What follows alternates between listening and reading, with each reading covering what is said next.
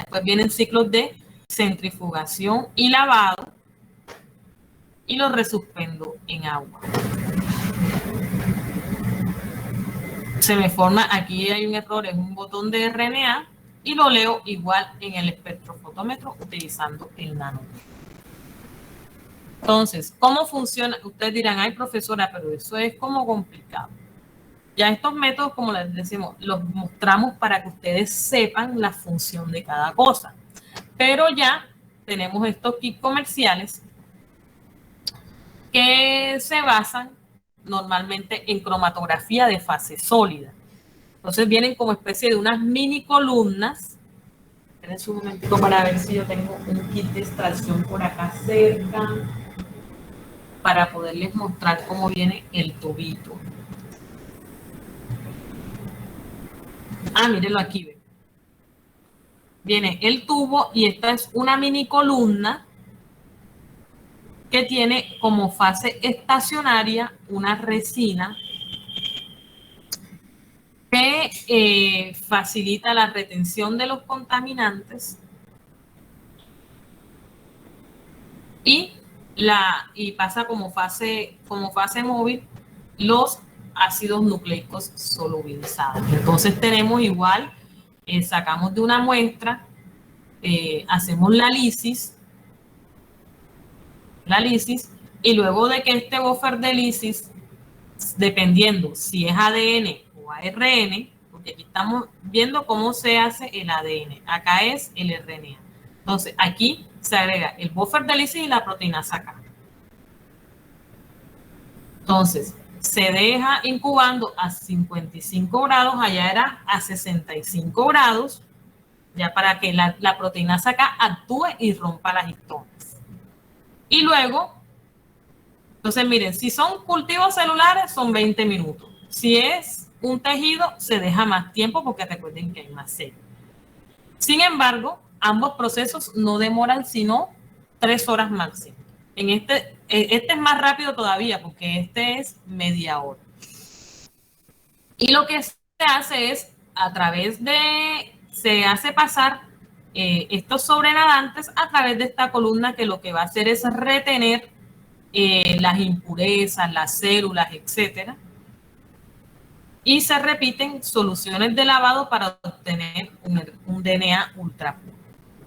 En el caso del RNA es mucho más sencillo, se agrega el buffer de lisis y luego este buffer de lisis se hace pasar por la columna y se va lavando para ir sacando el DNA, porque aquí la fase móvil es completamente afín por el ácido nucleico, el RNA. Entonces siempre vamos a obtener soluble esto y retenido en la columna van a quedar los componentes celulares, las impurezas, en este caso queda incluso el ADN retenido y queda solubilizado el ácido nucleico.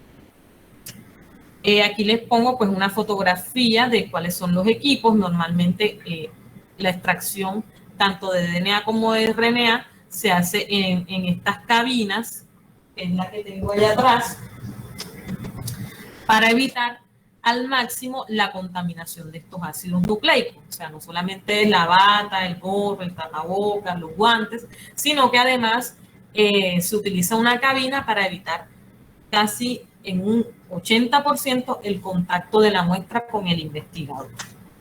Este es el famoso agitador Vortex, ya que lo que hace es mover este plático que está aquí para agitar. Esto es un baño seco, que es donde normalmente se calienta a 55 grados centígrados. Esta es la microcentrífuga. La tenemos de dos tipos, así y así. Esta es una centrífuga refrigerada y esta no tiene refrigeración. Este es el famoso sonicador, que es a través de ultrasonido rompe las membranas celulares, y este es un homogenizador, que es como especie de una licuadora, ya que lo que hace es licuar, por así decirlo, el tejido. Estos son los famosos kits de extracción. Miren que son unos tubos adosados a una columna pequeñita, vienen así adosaditos, ya para nosotros hacer, y estas son las diferentes soluciones de lavado y el buffer de lisis. Y se utilizan pues obviamente Las micropipetas con puntas raqueadas normalmente tienen unos filtros que evitan la contaminación.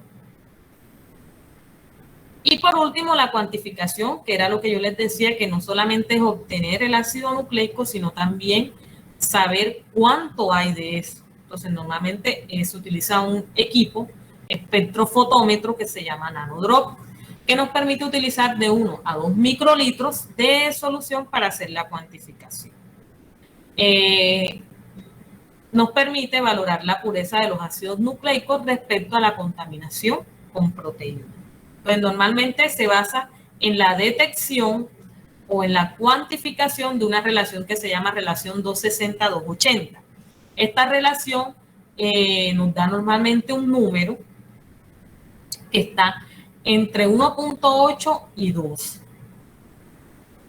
Si es ADN, este número siempre tiene que estar entre 1.8 y 2, y entre más cercanos los valores a 1.8 indican que hay mayor cantidad de DNA.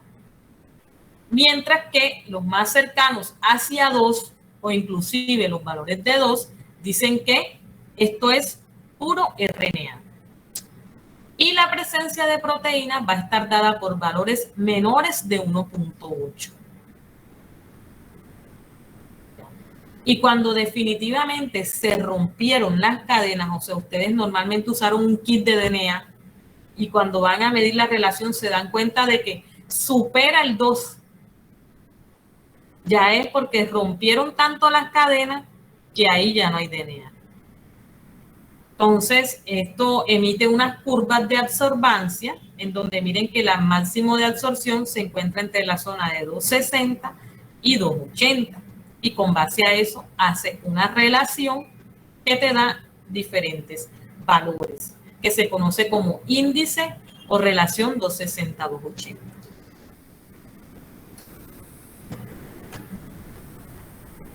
Y normalmente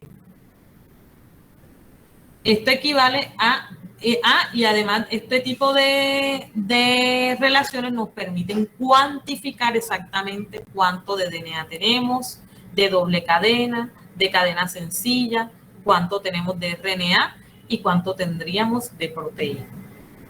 De acuerdo a esta relación 260-280. Y hay otros índices para ver contaminación, como el índice 260-270, que nos dice si hay presencia de fenol, porque recuerden que el fenol tiene un anillo aromático que es detectado a 270 nanómetros, y el fenol acompañado de sales se mide por índice 260-230. Hay otros métodos de cuantificación de ácidos nucleicos que normalmente miden solamente su pureza, no la cantidad. Están normalmente los métodos fluoronimétricos que se basan en la unión de los ácidos nucleicos con un agente o un colorante que tiene una fluorescencia a longitudes de onda definidas. Normalmente tiene 1000 veces mayor sensibilidad que la espectrofotometría, pero la desventaja es que no nos permite cuantificar la cantidad de ácidos nucleicos. Solamente nos dice que hay o no hay DNA, solamente nos da información de la pureza. Porque se une específicamente a un ácido nucleico. Y cuando se une, emite una fluorescencia. Entonces, está el caso del Hosh 33258, que se une a regiones de adenina-timina. Y esto le da la especificidad. ¿Por qué le da la especificidad a este tinte de detectar ADN? Miren a qué regiones se une.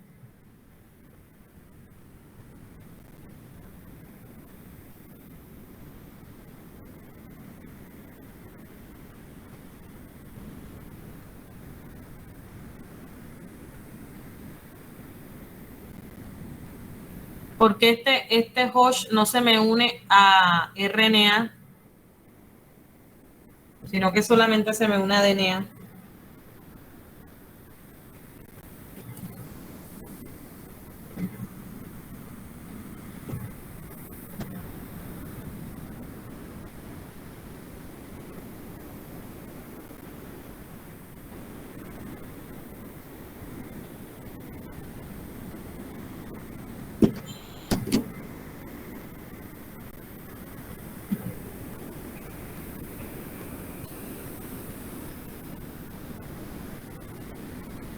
Chicos, me dejaron solita en la clase.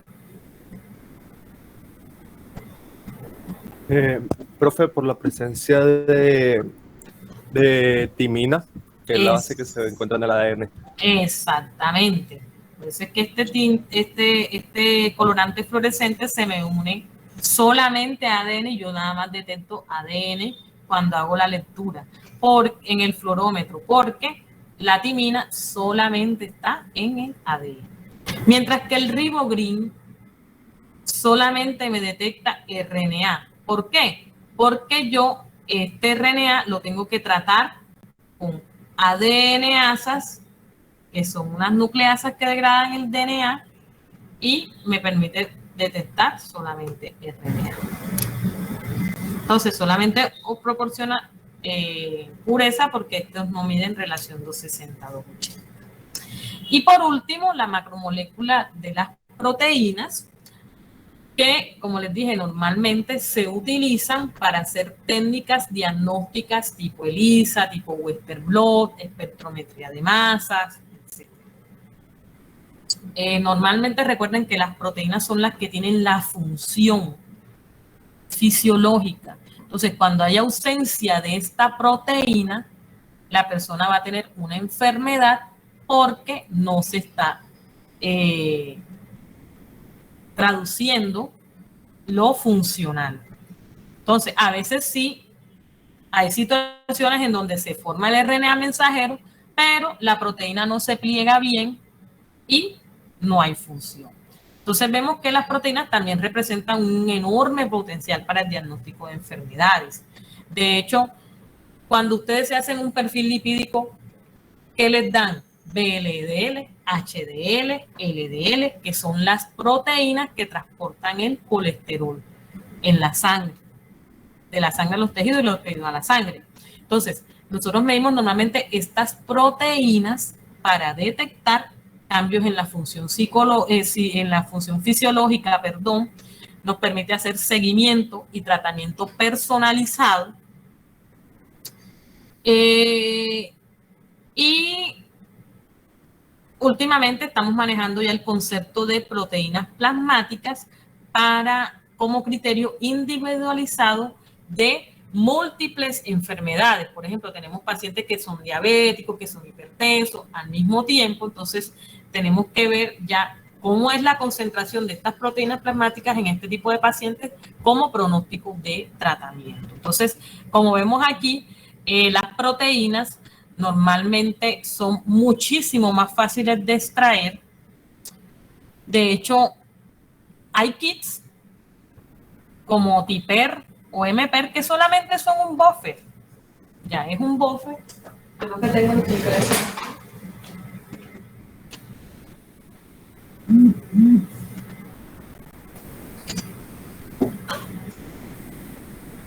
Solamente es un buffer. Es un buffer sencillo que lo que se hace es agregársele a las células, a los tejidos y se hacen diferentes homogenizaciones y centrifugados para obtenerlas. Entonces, normalmente, dependiendo la cantidad de proteínas o el tipo de proteínas que yo quiero extraer, yo utilizo un diferente buffer. Por ejemplo, el TIPER, que lo utilizo yo acá en mi laboratorio, normalmente tiene dos tipos de detergente, mientras que porque a veces yo necesito las proteínas que estén desnaturalizadas porque las obtengo directamente de los tejidos de los animales o las obtengo de los cultivos celulares. Mientras que hay uno que es MPER, que es un detergente más suave, no desnaturalizante, que te permite igual obtener proteínas.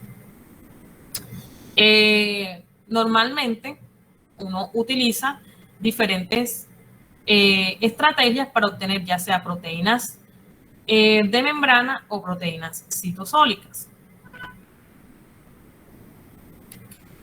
a través del uso de estos diferentes buffers. Y en cuanto a la cuantificación, tenemos también diferentes métodos. El más utilizado es el de Bradford o el de azul de Kumasi, porque es el más económico, te permite detectar un rango de concentración de proteínas bastante grande, es útil para detectar proteínas de gran tamaño, es sencillo de implementar, ya que solamente se detecta por un cambio de color. Mientras que los otros, si bien también son muy utilizados en ciencia, normalmente tienen algunas limitaciones porque algunas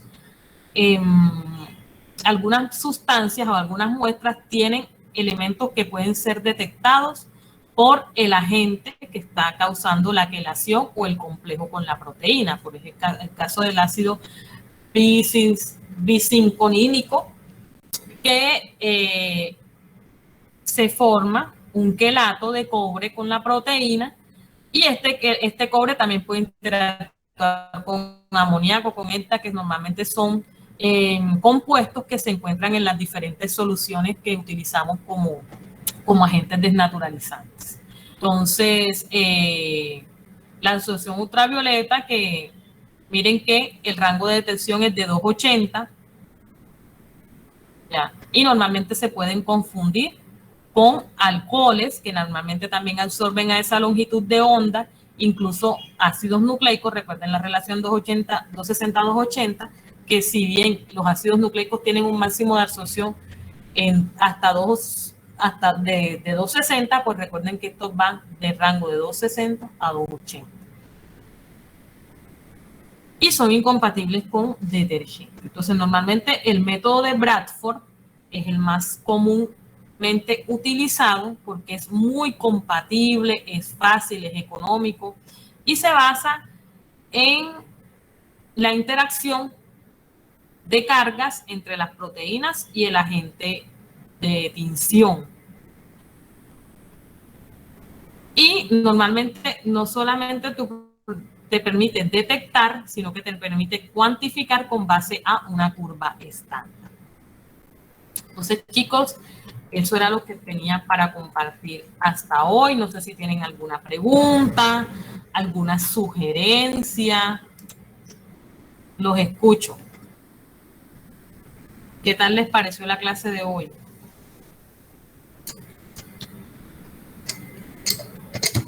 Dejen, chicos, regálenme un segundo para tomar las asistencias. Qué locura, profesora, no sabía que era tan complicado tomar los procesos que hay que hacer para tomar las muestras y determinar X o Y enfermedad. Y una vez se queja de los hospitales y eso, que los laboratorios se demoran demasiado para entregar unos resultados, pero realmente te das cuenta que el trabajo es full tedioso y que si quieres un buen resultado, pues tienes que esperar a que uno haga todo ese poco procedimiento. Exactamente, no es solamente, ay no, pero es que ellos sí se han demorado, porque aquí apenas les mostré, aquí solamente les mostré el proceso de obtención de la muestra. La próxima clase vamos a ver cómo se analizan esas muestras, cómo se monta una electroforesis, cómo se monta una PCR, cómo se monta. Entonces ya van viendo cómo es esto unas técnicas tan complejas, y al día siguiente ustedes tienen sus resultados, o incluso en Súper interesante, profe. O sea, todo lo que hay que ver, pero es emocionante todo lo que usted explicó, realmente. Bueno, entonces aquí de paso les estoy mostrando todos los equipos que utilizamos para ello. Y ahí se van familiarizando con los equipos que se utilizan para el diagnóstico, para la investigación, porque normalmente utilizamos todo esto para investigar. Yo todos estos equipos los utilicé para ver, por ejemplo, si mi tratamiento modificaba la presencia o la expresión de proteínas relacionadas con el cáncer, sobre todo en el cáncer colorectal, que fue el énfasis de mi trabajo. Entonces, se van familiarizando con todas estas técnicas que son las que utilizamos a diario en estos laboratorios, se van dando cuenta de que no es tan fácil y además se van dando cuenta de que estos inventos biotecnológicos han facilitado la vida y el diagnóstico de muchas, no solamente de las enfermedades, sino de estados fisiológicos. Por ejemplo, últimamente había escuchado la controversia de las pruebas de inmunocromatografía que decían, ay no, pero es que esto es una tirita de papel. Cuando abren un cassette Por ejemplo, las pruebas de embarazo que utilizan la inmunocromatografía, ustedes hablan en un cassette y se dan cuenta de que es una tirilla. Es que esto con agua me marca. Claro, porque estas inmunocromatografías, miren todo lo que yo lo mostré, que el cambio del pH hace de que nosotros obtengamos X o Y resultado. ¿Ya recuerdan cuando estábamos extrayendo el ADN? Que yo decía, el buffer tree se utiliza a este pH para obtener ADN y se utiliza este pH para obtener RNA. Entonces, van conociendo ustedes que estas cosas tan comunes y tan pequeñas implican el uso de tecnología para que se vean de manera sencilla, pero realmente tienen un fundamento biotecnológico que te permite a ti obtener esos resultados incluso en tu casa y que va a marcar con otras soluciones, no necesariamente para detectar esa enfermedad que no es que me marca con algo, claro, porque si tú cambias el pH y se te asimila a lo que tú vas a detectar, vas a encontrar ese cambio de color. Entonces, chicos, me agradó mucho que estuvieran atentos a la clase, expresarle también mis agradecimientos por toda la atención prestada. Y pues bueno, ya las diapositivas las encuentran ahí en la plataforma Sigby y nos vemos entonces la próxima clase con vamos a empezar enseguida con las técnicas de, ya quedamos aquí, tenemos el ADN, el ARN y las proteínas. Ahora vamos a ver para qué lo vamos a utilizar. Listo, profe, muchas gracias, que tenga bonito día. Bueno, igual chicos, bonita tarde. Gracias, profe, igualmente para usted.